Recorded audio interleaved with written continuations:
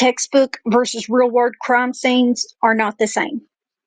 So that brings me to the fact that let me address, so what does a textbook crime scene look like? Basically, it's systematic. Investigators document, collect, and analyze evidence in a structured way. So the Idaho crime scene, however, was chaotic. There was blood evidence, there were multiple victims, and what appears to be a lack of clean getaway. So this wasn't the work of someone executing a perfect crime. Based on theory, it was messy, emotional, and it was risky. So this raises a key point. If Kohberger did commit these unaliving, his criminology background didn't give him an advantage. It may have actually worked against him. So investigators quickly linked him to the crime through cell phone records, DNA evidence, and a vehicle description, not exactly a mastermind at work. Okay.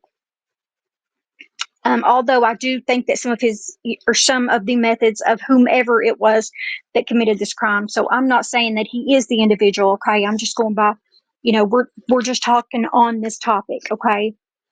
So the real issue is obsession versus education.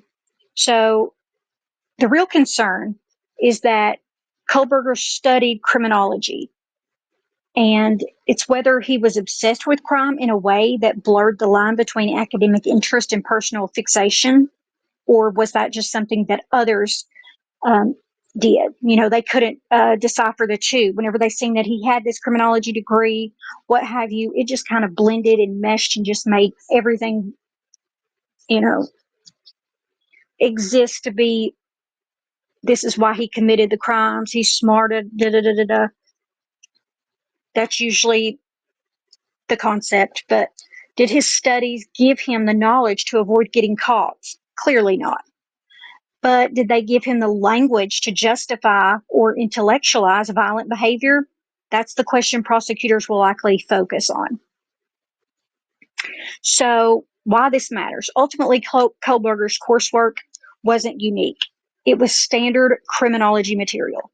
What's unique is the possibility that he may have used his education not for justice, but for something far darker. That is, if it were him, assuming that it is him. So what do you think? Does studying crime make someone more likely to commit a crime, or is that just a media narrative? Basically, and I'm saying this from someone who's actually educated in that field and can decipher the two, it's definitely, this paper is textbook. It has absolutely nothing to do with that crime. Nothing at all. So for those of you who enjoy this content, subscribe, follow, and stay tuned for more true crime analysis. Make sure that you hit the subscribe button and hit the all where the bell is so that you will get all notifications whenever we go live, I post, or submit videos.